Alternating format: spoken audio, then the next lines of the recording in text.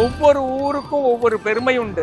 அந்த ஊரின் புராதன சின்னங்களினால் நாம் திருவாரூர் என்றாலே தேர்.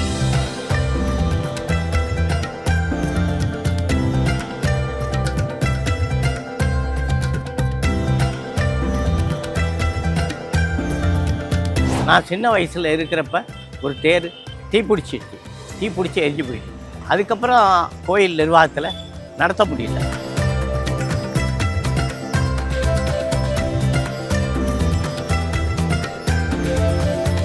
அவர் உட்கார்ந்துருக்க அழகு, இந்த தேர் அசைஞ்சு ஆடி வர்றது, குதிரைகள் அப்படியே ஆடிட்டு வரும் பார்த்தீங்கன்னாக்கா, வீதியில் பார்த்தீங்கன்னாக்கா உலகத்தில் 2 கண்கள் போதாது.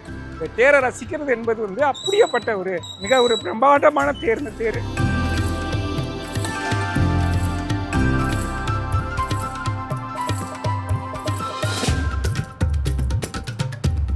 சுமார் 400 சிற்பங்கள் கொண்டு தூண்கள் அமைக்கப்பட்டு அதில் ஒரு சிற்பங்களும் பார்க்க கண்ணை கவரும் வகையில் இருக்கின்றன. அதில் மர சிற்பங்கள் ரொம்ப நுணுக்கமாக இருக்கும்.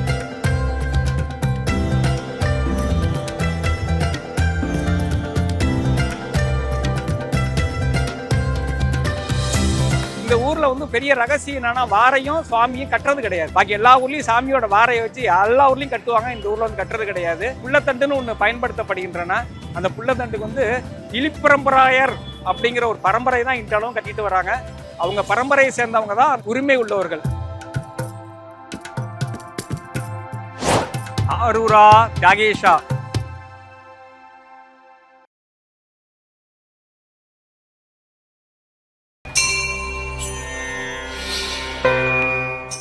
ஆரூரா தியாகேஷா பொன்னூமை பொருளும் தருவானை, போகமும் திருவும் புணர்ப்பானை, பின்னை என் பிழையை பொறுப்பானை, பிழையெல்லாம் தவிர பணிர்ப்பானை, இந்நதன்மையண்டறிய உன்னானைகளில் வந்த பிரானை, அண்ணோ மயக்கும் மயபிரான தனியாரூரானை மறக்கலும் மாமே.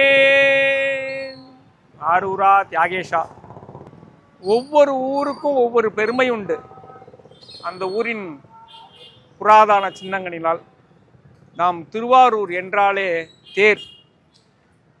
இந்த தேர் என்பது காலத்தால் முற்பட்ட தேர். ஏனென்றால் இந்த தேர் என்பது தேவலோகத்திலே தேவேந்திரனால் உருவாக்கப்பட்ட தேர். ஆதி காலத்திலே பல யுகங்களுக்கு முன்னால் இந்த தேரானது அவர் 7 தியாகராஜாவை வைத்து ஒரு ரதத்தை ரெடி செய்து அந்த ரதத்தின் மூலமாக தேவலோகத்தில் இருந்து பூலோகம் வந்த தேர். 18 விதமான வாத்தியங்கள் அது போன்ற வானவேடிக்கையில் முழங்க இந்த தேர் தேவலோகத்திலிருந்து பூலோகம் வந்ததாம். அதற்கான சரித்திரம் எல்லாம் இந்த ஆயிரங்காம் மண்டபத்திலே பழங்கால ஓவியங்களிலே உள்ளன.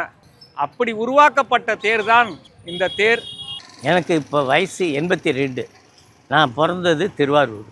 நான் பிறந்த காலத்திலேயே எங்கள் அம்மா என்னைய அவங்க இடுப்பில் தூக்கிக்கிட்டு இந்த தேர் காட்டியிருக்காங்க. அப்போல்லாம் அந்த தேருக்கு உழுக்கு மரம் அப்படின்னு ஒன்று போட்டு அதை அந்த ரோதையை ரொட்டேட் பண்ண வைக்கிறதுக்கு அது செய்வாங்க. இப்போ மாடர்னாக வந்துட்டதுனால இப்போ பெல்லுலேருந்து அந்த ரோதையெல்லாம் பேரிங் போட்டு ரொம்ப நல்லா சிறப்பாக ஒரே நாளில் வந்துடுது. இங்கெல்லாம் 3 நாள் இருக்கும். இப்போ ஒரே நாளில் கொண்டு வந்துடுறாங்க. நல்ல திறமையாக செய்கிறாங்க. 1925ஆம் ஆண்டு ஒரு சிறிய விளக்கின் தீபமாக அது சுடர்விட்டு எரியும் பொழுது மேலகோபுர வாயிலே தீவுற்று எரிந்தது தேர். பின்பு 1929ஆம் ஆண்டு புதுப்பிக்கப்பட்டு புதிய தேர் செய்யப்பட்டு 1930ஆம் ஆண்டு முதல் இந்த தேர் தொடர்ந்து ஓடக்கொண்டிருந்தது. அப்பொழுது 10 சக்கரங்கள் இந்த தேருக்கு உண்டு. பின்பு 1945உடன் இந்த தேரானது பழுந்தடைந்து, ஏன்னா மரசக்கரம் தான் அந்த காலத்தில் 45ல் இந்த தேர் நிறுத்தப்பட்டது. பின்பு 1969 இந்த ஊரை சேர்ந்த ஆரூரான் சர்க்கரை ஆலை உரிமையாளரும் கோயிலின் பரம்பரை அறங்காவலர் திரு VS தியாகராஜா முதலியார் அவர்கள் கலைஞர் கருணாநிதியிடம் முறையிட்டு இதேபோல் திருவாரூர் புராதனமான தேர், இந்த தேர் பின்னப்பட்டு உள்ளது, இதை புதுப்பிக்க வேண்டும் என்று முறையிட்டோனன் அவர் கிட்டத்தட்ட ஒரு 6,75,000 ரூபா பணம் BHL நிறுவனத்துக்கு கொடுத்து அந்த காலத்திலேயே இதற்கு 4 சக்கரங்கள் 2 அச்சுகள் பொருத்தப்பட்டு 1970ஆம் ஆண்டு முதல் இந்த தேர் தொடர்ந்து ஓடிக்கொண்டிருக்கின்றன. ஆரூரா தியாகேஷா நமது திருவாரூருக்கு பெருமை தேர். தேர் என்றாலே திருவாரூர் பெருமையை சொல்லக்கூடிய ஆசியாவிலே மிக பெரிய கொண்டது திருவாரூர் தேர். சில காலம் இந்த தேர் கட்டுவதற்கு கட்டுமான பணிகள் மிக சிறப்பாக நடைபெற்று சுமார் 1 மாத கணக்கிலேயே அந்த தேரை கட்டுவதற்கு கொத்தனார்கள் மிக விரைவாக இரவு பகல் பாராமல் தேதி வைத்த காலத்திலிருந்து ஆயில்ய நட்சத்திரத்தில் இந்த தேரை ஓட்ட வேண்டும் என்பதற்காக மிக இரவு பகல் பாராமல் இந்த பணிகளை செய்து வருகிறார்கள். மேல் தளங்கள் உள்ள மரபாகங்கள் சிதலமடைந்ததால் 2010ஆம் ஆண்டு நிறுத்தப்பட்டு பின்பு இந்த தேரானது 2015 கும்பாபிஷேகம் முடிந்தவுடன் வெள்ளோட்டப்பட்டு இப்போ தொடர்ந்து இந்த தேரானது சிறப்பாக ஓடிக்கொண்டிருக்கிறது. தேரில் பாடல் பற்றத்தில் நீங்கள் உலகத்தில் 1000 ஊரில் 1000 தேர் இருக்கலாம். இந்த தேருக்கு இணையான வேறு தேர் வேறு எங்கே? ஏன்னா புராதனத்தில் பார்த்தீங்கன்னா பாடலில் ஆழித்தேர் வித்தகனை நான் கண்டது ஆரூரேங்கிறார். அதாவது உலகத்திலேயே பெரிய வித்தகர் தியாகராஜா, அவருடைய தேரானது மிக பிரம்மாண்டமான தேர் அப்படிங்கிறார். இது எப்படி பிரம்மாண்டம்னா முழு தேர் இந்த தேர். பாக்கி எல்லா ஊர்லையும் முக்கா தேரும் 27 அடி 16 அடி 18 அடி அந்த மாதிரி ஒவ்வொரு அங்குலங்கள் உண்டு இந்த தேருக்குன்னு. இது 30 அடி பூர்த்தி தேர், முழு தேர் இது. இந்த தேரிலேயே 5 அங்கலங்கள் உண்டன. 5 அங்கலத்திலே பார்த்தீங்கன்னா கிட்டத்தட்ட பல்லாயிரக்கணக்கான சிற்பங்கள் தொழில்நுட்பத்தில் அந்த காலத்திலே தயார் செய்யப்பட்டவங்கள். அது அந்த சிற்பங்கள்லாம் மாற்றவே இல்லை, பழமையான சிற்பங்கள் தான் இன்று வரை இந்த தேரில் இருக்கின்றன. ஒவ்வொரு பழமையை குறிக்கும் வகையிலே அந்த சிற்பங்கள் இந்த தேரில் இடம்பெற்றிருக்கு. அது இன்னுமே பார்க்கணும். நம்ம தேரை அந்த அழகமன்றசியோட கிட்டக்க தேரில் என்னென்ன சிற்பங்கள்லாம் இருக்குது எல்லாத்தையும் பாருங்கள், ரொம்ப அருமையாக இருக்கும். நான் சின்ன வயசில் இருக்கிறப்ப ஒரு தேர் தீப்பிடிச்சி எரிஞ்சு போயிடுச்சு. அதுக்கப்புறம் அந்த தேர் கோயில் நிர்வாகத்தில் நடத்த முடியல. கலைஞர் ஆட்சி வந்த பிறகு திருவாரூர் தேரை ஓட்டணும் அப்படின்னு முடிவு எடுத்து திருவாரூர் தேருக்கு எப்படியெல்லாம் செஞ்சால் நல்லபடியாக மறுபடியும் தேர் ஓடும். இந்த செப்பனிடல் பண்ணி அதை திருவெரும்பூர் பெல்லிலேருந்து அவங்க எல்லாம் சௌகரியமாக செஞ்சு கொடுத்தாங்க. இதற்கு பிறகுதான் மற்ற கோயில்களையும் இதே மாதிரியான தேரோட்டம் நிறையா நடக்க ஆரம்பிச்சு. தேர் கட்டுமானம் என்பது மிக சிறப்பு வாய்ந்த கட்டுமானம். இதை பரம்பரை கொத்தனார்கள் தான் இந்த கட்டுமானத்தை செய்ய முடியும். ஏன்னா புதுசாக யாரும் இந்த தேரை கட்டிட முடியாது. அவங்க பரம்பரையாக உள்ளவங்க மட்டும்தான், இந்த ஊரில் பிறந்தவங்க தான் இந்த தேரை அந்த காலத்துலேருந்தே கட்டிட்டு வராங்க. இந்த தேரோடைய மேல் தளமானது 30 அடி, அதுக்கு மேல் 66 அடி கட்டுமானங்கள் கொண்டானது. அதில் சட்டக்கோர்வைகள் எனப்படும் பணசப்பைகளால் ஆனது. ஏன்னா அது வளையக்கூடியது, உடையாது. பணசப்பைகள் கொண்டு அதன் மேல் கிட்டத்தட்ட 2200 மூங்கில்கள் பொருத்தப்பட்டு அதுக்கு மேலே சவுக்க மரங்கள் கலச மரங்களாக போட்டு, அதாவது எல்லா மரத்தையும் குறுக்கு நிப்பாட்டி அந்த தேர் அசைவு இல்லாமல் இந்த தேரையும் பீடத்தையும் இணைச்சி சிறப்புற இந்த தேர் நடக்கும். அதுமாரி 96 வகையான அலங்கார பொருள் இந்த தேரில் ஏற்றுவாங்க.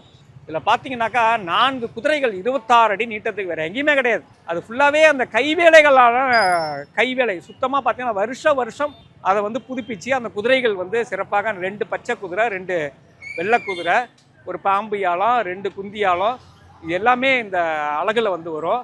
இது எல்லாமே கைவேலைகளானது. இது அவ்வளோ ஒரு சிறப்பு மிக்க தேர்.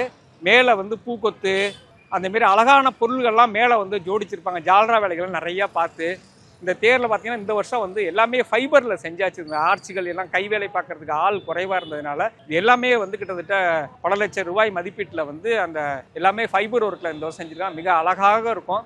இந்த தேருடைய உயரம் 96 அடி. இதனுடைய மூங்கில் பணம் இதழ்கள் கொண்டு கட்டப்படுகிறது. அது எல்லாம் சேர்த்து சுமார் 360 டன் எடை கொண்டது. இது சக்கரங்கள் எல்லாம் இரும்பில் ஆகி இது திருச்சி பெல் கம்பெனியில் இருந்து பிரேக் அதுக்கு ரெடி பண்ணி இந்த தேரை மிக துல்லியமாக ரொம்ப பாதுகாப்பாகவும் 4 வீதிகளும் திரும்பும்போது இந்த தேருடைய அழகை பார்க்கும்போது ரொம்ப சிறப்பாகவும் ரொம்ப துல்லியமாகவும் இருக்கும். பார்க்கும் தேர் திரும்பும்போது பார்த்தால்தான் இந்த தேரோட்டத்தோட மகிமையும் அந்த தேர் திரும்பும் அழகும் மக்கள் ரசித்து கொண்டே இருப்பார்கள். இந்த தேர் திருவாரூருக்கு மிக பெருமை தேடி கொடுத்த தேராக நாங்கள் எல்லாரும் இருக்கிறோம். ஆனால் இந்த தேர் எல்லா மாநிலத்திலிருந்து இருந்து இந்த தேரை பார்ப்பதற்கு இப்பொழுதிலிருந்து டெய்லி வந்து கொண்டிருக்கிறார்கள். பக்தர்கள் பார்த்து கொண்டிருக்கிறார்கள். பெரும் சிவனடியார்கள் கூட்டம் இந்த தேரை இழுப்பதற்கு ரொம்ப பெருந்துணையாக இருந்து வாத்தியங்கள், நந்தி வாத்தியங்கள் போன்றவை ஏற்பாடு செய்து ரொம்ப சிறப்பாக நடைபெறும். இந்த தேரில் என்ன சிறப்பு பார்த்தீங்கன்னா 4 வடங்கள், கிட்டத்தட்ட ஒரு வடம் 320 அடி நீளம் கொண்டது. 24 இன்ச்சு சுற்றளவு கொண்டது.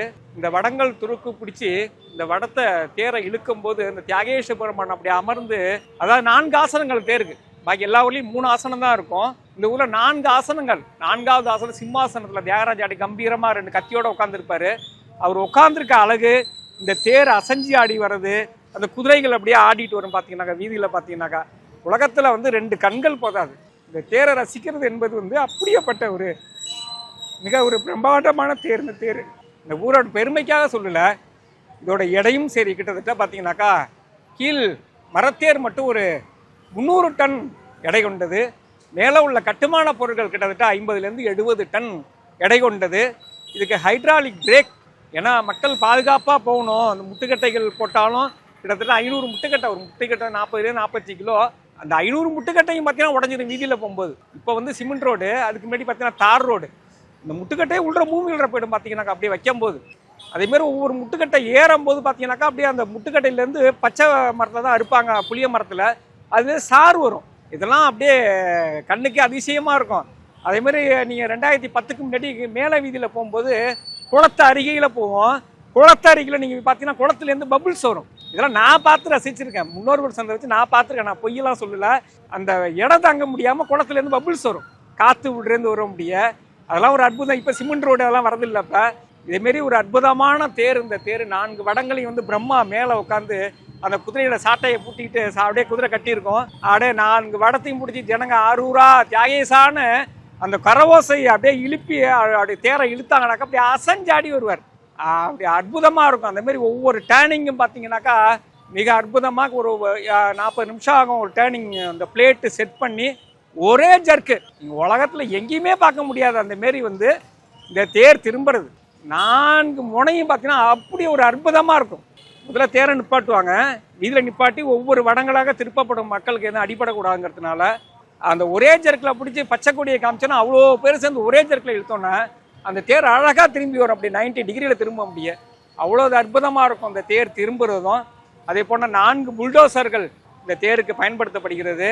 சுமார் 400 சிற்பங்கள் கொண்டு அந்த தூண்கள் அமைக்கப்பட்டு அதில் ஒரு சிற்பங்களும் பார்க்க கண்ணை கவரும் வகையில் அதில் இருக்கின்றன. அதில் மர சிற்பங்கள் ரொம்ப நுணுக்கமாக இருக்கும். கிட்டே அருகாமையில் சென்று பார்த்தால் பார்ப்பதற்கு ரொம்ப விசித்திரமாக இருக்கும். அப்பேற்பட்ட சிற்பங்கள் எல்லாம் பழைய காலங்களில் செய்திருக்கிறார்கள். ஆன்மீகமாக அவரவர்கள் மனதில் வேண்டுதல் இருக்கோ அத்தனையும் சிவனடியார்கள், பக்தர்கள் எல்லாருமே இந்த ஆலயத்துக்கு வருவார்கள். அவரவர்கள் வேண்டுதலை அந்த தேர் டயத்தில் அந்த வடத்தை இழுத்து அந்த பெருமையை வேண்டிக் கொள்வார்கள். அது வேண்டுதல் நிறைவேனால் அந்த கால நேரத்தில் காலம்பர 5 மணிக்கெல்லாம் தேர் புறப்படும். 5 மணிக்கெல்லாம் பக்தர்கள் அனைவரும் அந்த தேரை வடம் பிடித்து அதை இழுக்க வேண்டும் என்பதற்காகவே இருந்து ரொம்ப பக்தியோடையும் ரொம்ப பக்தி சிரத்தோடையும் அந்த தேரை இழுப்பார்கள். அந்த தேர் போய் வடம் திரும்பும் அழகு இருக்கிறதே, அது அந்த பக்தர்களுடைய தோளில் அந்த வடத்தை தூக்கி திரும்பும் போது கண்கொள்ளா காட்சியாக அந்த வடம் திரும்பும். முதல் தேர் விநாயகர் தேர், 2வது தேர் சுப்பிரமணியர் தேர். இவங்க தான் முன்னாடி போவாங்க. அதை முன்னாடியாக விடிகாலம்பறையே அதை எடுத்து கொண்டு போய் வீதியில் அப்பால் எட்டி கொண்டு போய் வச்சுட்டு அதுக்கப்புறம் ஆழித்தேர் வடம் பிடிப்பாங்க. ஆழித்தேர் வடம் பிடிக்கிறதுக்கு இடம் நமக்கு கிடச்சி போயிடும். ஏராளமான கூட்டம் மக்கள் அது செய்வாங்க. ஆழித்தேருக்கு பின்னாடி அம்மன் தேர், சண்டிகேஸ்வரர் தேர், அது மாதிரி 2 தேர் இருக்குது. மொத்தம் 5 தேர். ஆழித்தேரை சேர்த்து 5 தேர் இருக்குது. திருவாரூர் தியாகராஜா சுவாமிங்கிறது ஒரு பெரிய கோயில். அது இங்கே மூலவர் வன்மீகநாதர். தியாகராஜா அதுக்கு பக்கத்தாப்பில் தான் இருப்பார். ஆனால் தியாகராஜாவுக்கு உள்ள தான் முக்கியத்துவம். இவர் தேருக்கு இப்போ தான் வருவார். ஆனால் அதுக்கு முன்னாடியே பட்டம் கட்டி, சந்திரசேகர பட்டம்னு ஒரு சாமிக்கு பட்டம் கட்டி அவங்க தான் வீதி உலா 7 நாள் நடக்கும். பங்குனி மாதத்தில் ஆயில்யத்தில் தேர் ஆரம்பித்து அஸ்தத்தில் தேர் காட்சி கமலாலக்கரையில் தீர்த்தம் கொடுக்குறது. இதுக்கு முன்னாடி இந்த தேருக்கு ஒரு கொட்டாகை அமைச்சு திருவெண்காடு சிவன்சார் சமஸ்தானத்து மூலியமாக அதற்கு அந்த கூண்டுக்கு சீட்டெல்லாம் மேலே பொருத்தி அதை கூண்டு அமைத்து கொடுப்பதற்கு ஏற்பாடு செய்து கொடுத்தோம். இந்த தேரை கழுவதற்கு நம்ம அதுக்கு ஸ்ப்ரே பவர் உள்ள இது மேலே இருந்து வாட்டர் வாஷ் பண்ணுவதற்கு கம்ப்ரஸர் மூலியமாக தண்ணீர் எடுத்து எல்லா தேரையுமே அதிலேருந்து கழுவி அதுக்கப்புறம் நாங்கள் கழுவின பிறகு திருவாரூரில் இருந்த ஒரு டீம் இருக்காங்க. அவங்க வந்து இதுக்கு வார்னிஷ் அடித்து சக்கரங்களுக்கெல்லாம் வர்ணம் தீட்டி ரொம்ப மிருகுபடுத்தி ரொம்ப அற்புதமாக செஞ்சு கொடுப்பாங்க. அதுக்கும் எங்களுடைய துணையாக நாங்கள் நின்று செஞ்சு கொடுப்போம். தியாகராஜா அசைந்தாடும் கடவுள். அவர் எப்படி அசைந்தாடுறாருன்னு கேட்டிங்கனாக்கா, பார்க்கடலில் வந்து மகாவிஷ்ணுவோட மார்பில் பூஜையில் இருக்கிறார். பார்க்கடலில் வந்து அலை வந்து இப்படி ஆடும். அப்படியே அந்த அலை மீது மகாவிஷ்ணு படுத்திருக்காரு. அவருடைய தன்னுடைய ஆத்மத்தில் நம்ம எப்படி ஒருத்தர் ரொம்ப பிரியமாக வச்சு மனசில் நினைப்போமோ அதுமாதிரி தியாகராஜாவை தான் அவர் எப்போதும் நினச்சிக்கிட்டு இருக்கார். தியாகராஜா தியாகராஜா தியாகராஜான்னு அந்தமாரி அசைம்பாடும்போது தியாகராஜாவோட நடனம் வந்து அஜய்பான் நடனம் பேர் இந்த ஊரில். நம்மளுடைய மார்பில் ஒரு பொருளை மல்லாக்கப்படுத்தி வச்சா எப்படி அது ஏறி இறங்குமோ, இந்த கடல் அலை எப்படி வந்து இப்படி ஆடுமோ, இதுக்கு தகுந்ததான் 3 முறை இப்படியும் 3 முறை இப்படியும் இந்த தியாகராஜா ஆடுவார். இந்த ஊரில் வந்து பெரிய ரகசியம் என்னன்னா, வாரையும் சுவாமியும் கட்டுறது கிடையாது. பாக்கி எல்லா ஊர்லேயும் சாமியோட வாரையை வச்சு எல்லா ஊர்லேயும் கட்டுவாங்க. இந்த ஊரில் வந்து கட்டுறது கிடையாது. இதுக்கு புள்ளத்தண்டுன்னு ஒன்று பயன்படுத்தப்படுகின்றன. அந்த புள்ளத்தண்டுக்கு வந்து இலிப்பரம்பராயர் அப்படிங்கிற ஒரு பரம்பரை தான் இன்றளவும் கட்டிட்டு வராங்க. அவங்க பரம்பரையை சேர்ந்தவங்க தான் அந்த கட்டுக்கான உரிமை உள்ளவர்கள். அதே போல் பார்த்தீங்கன்னா, தியாகராஜா வந்து பார்க்கடலில் இருக்கும்போது தேவேந்திரன் என்ன பண்ணுறார், தேவலோகத்துக்கு எனக்கு கடவுள் இல்லை, எனக்கு ஒரு சுவாமி பூஜைக்கு கொடுங்க, நீங்கள் வணங்குற தியாகராஜா கொடுங்கங்கிறார். அப்போ ஒரு யுகங்கள் இவர் பார்க்கடலில் இருந்துட்டு சரி இந்தா அப்படின்னு சொல்லிட்டு தியாகராஜாவை தூக்கி தேவேந்திரன் கொடுத்துட்றாரு. இப்போ தேவேந்திரன் போய் தியாகராஜா வச்சு இப்போ பிரம்மாண்டமாக பூஜைலாம் பண்ணுறாரு. தேவலோகத்தில் எப்படி பூஜைக்கு சொல்ல வேணும், தேவலோகங்களும் அப்படி ஒரு மகிமை உள்ளது. அங்கே பூஜையில் இருக்கிறாரு அவர். நல்லா அவ்வளோ இது படையெல்லாம் அது இதெல்லாம் வச்சு அர்ச்சனைகள் எல்லாமே சிறப்பாக பண்ணிக்கிட்டு இருக்காரு. ஒரு காலத்தில் வந்து அசுரர்களுடைய தொல்லை ஜாஸ்தி பண்ணுறாங்க. எப்படின்னா, இவர் வந்து பூலோகம் காலம் வர வேண்டிய காலம் வருது. அப்போ என்ன பண்ணுறாரு, அசுரர்களை ஏவி விட்டு அவங்கள விட்டு ஒம்பளக்கு வைக்கிறார். அப்போ அசுரர்கள் வந்து என்ன பண்ணுறாங்க, தேவேந்திரன்ட்ட ஒம்பளக்குறாங்க. அப்போ வந்து அவரால் ஆட்சி செய்ய முடியல தேவேந்திரனால். அவர் நேராக திருப்பி மகாவிஷ்ணுகிட்ட போகிறார். இதேமாரி உங்கள்கிட்ட வாங்கின தியாகராஜா வச்சு பூஜை பண்ண நல்லா ஒரு யுகங்கள் பொடிச்சுது, ஆனால் வந்து இந்த அசுரர்கள் வந்து என்னை ரொம்ப இம்சை பண்ணுறாங்க, என்னால் வந்து ஆட்சி செய்ய முடியல அப்படிங்கிறார். ஒன்றும் இல்லை, பூலோகம் போ, கரூரை மன்னராக கொண்ட முஜுகுந்த சக்கரவர்த்தின்னு ஒரு மன்னர் இந்த ஊரை ஆட்சி பண்ணிக்கிட்டு இருக்காரு, அவர்கிட்ட முறையிடுங்கிறார். அப்போ தான் அவர்கிட்ட போய் முறையிட்டு என்ன பண்ணுறாரு, இதுமாரி வந்து என்னுடைய ஐராவதன வாகனம், என்னுடைய மனைவி, என்னுடைய தேவேந்திர பதவி, எதை கேட்டாலும் உனக்கு சன்மானமாக தர, நீ வந்து இந்த அசுரர்களை எனக்கு அழிச்சு கொடுங்குறாரு. ஏன்னா அதுக்கான வல்லமை பெற்றவர் தான். ஏன்னா இந்த முஜுகுந்தர் வந்து சிவபெருமானால் உருவாக்கப்பட்டவர். அவர் முஜுடுங்கிறது குரங்கு முகமும் மனித உடலையும் கொண்ட ஒரு மன்னர். அவர் தான் என்ன பண்ணுறாரு, திருப்பி தேவலோகம் போகிறாரு. சபை கூடுது. சபையில் நின்று திருப்பி அந்த மன்னர் தேவேந்திரன் சொல்கிறாரு, இதேமாரி நான் 3 தவிர பாக்கி எதை கேட்டாலும் அவனை கொடுத்துட்றேன், நீ அதனால் வந்து என்னுடைய ஐராவதரை வாங்குறேன், என்ன மனைவி, தேவேந்திர பதவியை தெரியும், எதை கேட்டாலும் கொடுத்துட்றேங்கிறார். சரி அப்படின்னு சொல்லிட்டு இவர் என்ன பண்ணுறாரு, போய் போரிடுறாரு, எல்லாரையும் அழித்து வென்றுறாரு. வென்ற பின்பு திருப்பி இவர் வந்து அந்த கலப்பில் படுத்திருக்கார். கலப்பில் படுக்கும்போது தியாகராஜா அவருடைய கணவரை வர்றாரு. இதுமாரி வந்து நான் வந்து பார்க்கடலில் மகாவிஷ்ணுவோட மார்பில் வந்து ஆடிக்கிட்டே பூஜையில் இருந்தேன், என்ன வந்து இவனுக்கு தேவேந்திரனுக்கு சுவாமி இவனு சொல்லிட்டு என்ன தேவலோகத்துக்கு கொண்டு வந்தான், என்ன மறந்துட்டு உனக்கு வந்து அவனுக்கு என்ன தேவையோ அதை மட்டும் சொல்லிட்டான், என்ன கேளு அப்படிங்கிறார். அப்போ தான் இவர் போய் என்ன பண்ணுறாரு, மறுநாள் சபையில் போய் இதை தவிர நீ சொன்னதை நான் எதுவும் கேட்க மாட்டேன், நீ சொல்லாத நான் சொல்கிறேன், நீ வணங்குற தியாகராஜாவை எனக்கு கொடுங்குறாரு. ஐயோ நான் மறந்துட்டா, அது வந்து என்னோடது கிடையாது, நான் பார்க்கடல மகாவிஷ்ணுட்ட வாங்கிட்டு வந்ததுங்கிறாரு. இல்லை இல்லை, நீ சொன்னதை நீ செய்யலைனாக்கா உன்னோட பதவி எல்லாமே போயிடுங்கிறார். அப்போ தான் திருப்பி அவர் மகாவிஷ்ணுட்ட போகிறாரு, முறையிடுறாரு. இல்லை இல்லை, அது வந்து உலோகம் போக வேண்டிய காலம் வந்துருச்சுது, நீ தியாகராஜா கொடுத்து விட்டுருங்கிறார். அப்படி அவர் கொடுக்க மனதில்லை. ஏன்னா தியாகராஜா ஒரு வாட்டி இங்கே கும்பிட வந்தாலும் சரி, அவர் விட்டு போகிறதுக்கு மனசு வராது யாருக்கும். அவ்வளோ ஒரு அழகான தெய்வம் அவர். இவர் என்ன பண்ணுறாரு, அந்த கொடுக்கறது மனசு இல்லாமல் 7 தியாகராஜாவை ரெடி பண்ணுறாரு. 7 தியாகராஜாவை ரெடி பண்ணி, நான் வணங்குற தியாகராஜா எதுன்னு நினைக்கிறியோ, பார்க்கடலேருந்து இது மகாவிஷ்ணு வந்து அதை எடுத்துகிட்டு போங்கிறாரு. அப்போ தான் இவர் வந்து என்ன பண்ணுறாரு, கங்கை இளம்பிரை சூடி, இவர் வந்து செங்கல் நிப்பூ சூடி, வண்டு வந்து வட்டமிடும், அதை வந்து இதுதான் எனக்கு வேணுங்கிறாரு. அந்த தியாகராஜா இவர் கொடுக்க மனம் இல்லாமல் 7 தியாகராஜாவையும் என்ன பண்ணுறாரு, இது தேரில் அந்த காலத்தில் வந்து பூலோகம் அனுப்புகிறார். பெரிய ரதத்தில் அவ்வளோ பிரம்மாண்டமான ஊர்வலம்லாம் வச்சு அனுப்பிச்சி விட்றாரு. அந்த ஊர்வலத்தில் வந்தது தான் என்ன பண்ணுறாங்க, ஒவ்வொரு ஒரு மண்ணையும் கொண்டாந்து திருவாரூருக்கு மண் நிகராக வருதான்னு சொல்லிட்டு எடை போடுறாங்க. அப்போ எந்த ஒரு மண்ணுமே வந்து திருவாரூர் மண்ணுக்கு நிகராக வரல. அந்த காசி மண்ணு கூட, காசி புனிதமான ஸ்தலம்பாங்க, அது வந்து வீசங்கனம் கம்மியாக இருக்குது. துலாபர மண்டபம்னா இன்றைக்கி ஒன்று திருவாரூரில், அந்த மண்டபத்தை வச்சா எடை போட்டு அப்போ மூலாதார தியாகராஜாவை திருவாரூர்லேயும், 2வது திருக்கரவாசல், 3வது வந்து திருக்கோவளை, 4வது திருவாய்மூர், 5 வேதாரண்யம், 6 நாகப்பட்டினம், 7 திருநள்ளார். இந்த 7 ஊர்லேயும் 7 தியாகராஜா. சப்த விடங்கல் சலன் பேர். ஏன்னா சுவாமிக்கு வந்து வருஷத்துக்கு 6 முறை தான் அபிஷேகம். விடங்கருக்கு தான் 3 கால அபிஷேகம் உண்டு. இந்த விடங்கர் என்பது உளி கொண்டு செதுக்கப்படாது. தியாகராஜாவுக்கு நிகராக உள்ளது அந்த விடங்கர். அந்த சுவாமிக்கு வந்து விடங்கருக்கு தான் இங்கே பூஜை உண்டு. இந்த ஊரில் மரகதலிங்கம், ஒவ்வொரு ஊர்லேயும் ஒரு லிங்கம் உண்டு. மரகதலிங்கம், ஸ்படிகலிங்கம் உண்டு. சிறப்பான முறைகளில் பூஜை நடந்துகிட்டு இருக்குது. தியாகேச பெருமான சாயர்ச்சியை பார்க்குறது ரொம்ப விசேஷம். தேவர்களும் முனிவர்களும் சித்தர்களும் வந்து அந்த 6 மணிக்கு சாயர்ச்சியை காத்துக்கிட்டு இருப்பாங்க. சாயர்ச்சியை பார்க்கறதுக்கு ஒரு 3/4 மணி நேரம் நடக்கும் அந்த சாயர்ச்சி பூஜை. அதை பார்க்க ரொம்ப சிறப்பான விஷயம். திருவாரூரில் வந்து சாயர்ச்சியை பார்க்கறது. தியாகராஜாவோட நடனம், அஜபான் நடனம் என்பது வசந்த உற்சவம் இப்போ 23ஆம் தேதி அன்னைக்கு அவ்வளோ பிரம்மாண்டமான அலங்காரத்தில் வந்து தியாகராஜா மேலே வந்து அப்படியே காற்று விசிற அந்த சாதரெல்லாம் போட்டிருப்பாங்க. அந்த காலத்து சாதரா இன்னமும் உண்டு. சாதராவில் வந்து சாமி அப்படியே அசஞ்சாடி வருவார். வரும் 29/3/2026 அன்று காலை 9:05 வடம் பிடிக்க தயாராக கட்டுமானங்கள் நடைபெற்று வருகின்றன.